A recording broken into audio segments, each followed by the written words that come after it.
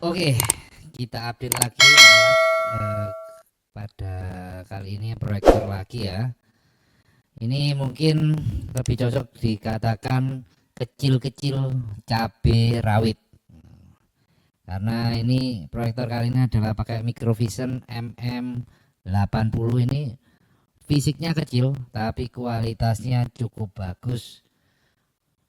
Bahkan dalam suasana yang siang seperti ini dan cahaya masuk dari jendela ini masih cukup terlihat, masih cukup bagus.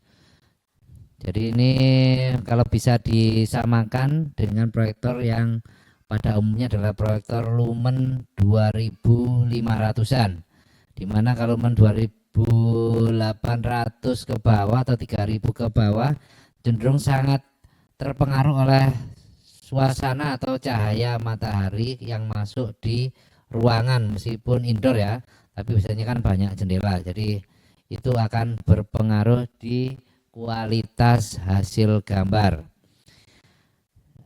Di sini proyektor Microvision MM80 ini eh, fiturnya atau tombolnya cukup sederhana tapi sangat memenuhi kebutuhan saat ini ya. Bahkan karena kecilnya juga ini sangat mudah untuk dibawa pakai tas-tas yang enggak terlalu besar. Jadi ini misalnya penggunaan kantoran misalnya khusus yang untuk mungkin perempuan ya. Jadi ini sangat ringan untuk dibawa ke mana-mana, atau mungkin profesional yang kepingin presentasi di mana-mana, lah ini cocok untuk dibawa kemana-mana. Di sini fiturnya ini ada fokus, jadi untuk zoom in zoom outnya, nah mungkin itu salah satu yang kekurangan di sini adalah dia harus dimaju mundurkan sesuai kebutuhan.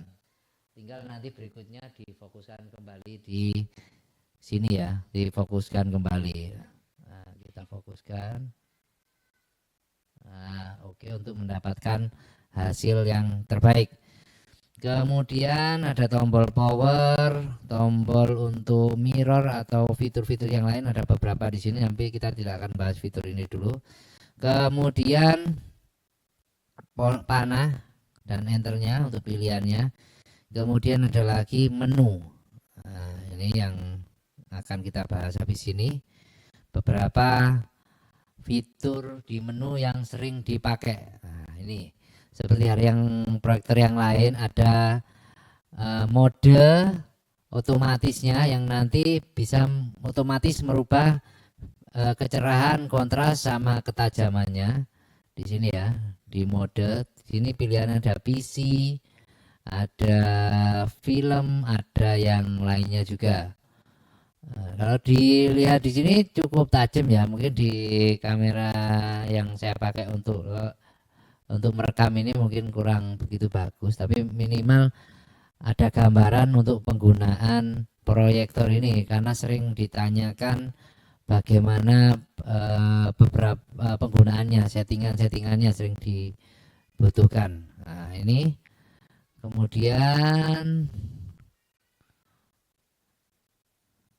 oke, kita misalnya pakai yang pengguna rasio. Nah, seperti halnya proyektor yang lain juga sama. Jadi ada otomatis, ada 4:3, 16:9. Nah, ini yang bawah ini, nah, ada nama istilah lain dari keystone atau kemiringan. Nah, ini sering orang yang menggunakan proyektor ini bingung di sini.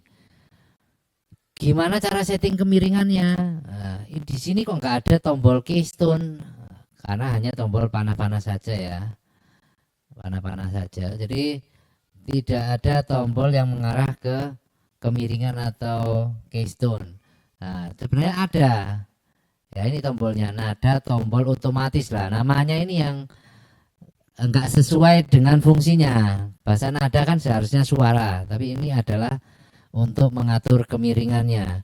Kalau kita klik aktif, otomatis dia menggunakan sensor proyektor, di mana sensor proyektor ini belum tentu sesuai dengan kebutuhan.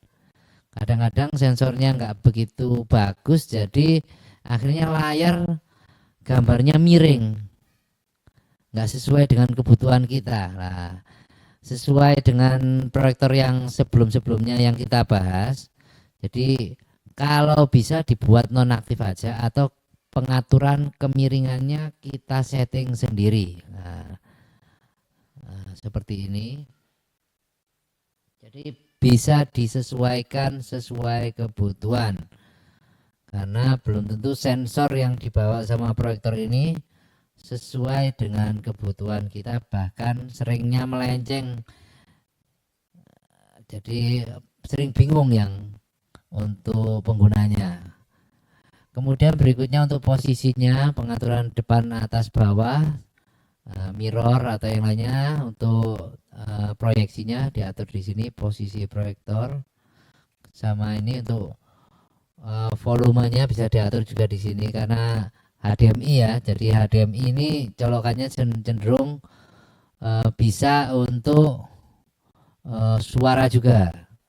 Tapi saran saya suara dari sound, jadi bukan dari proyektornya, karena ini saya buat senyap karena kadang-kadang kalau HDMI-nya nyolokinya nggak pas, ada suara kemersek, nggak begitu nyaman di telinga.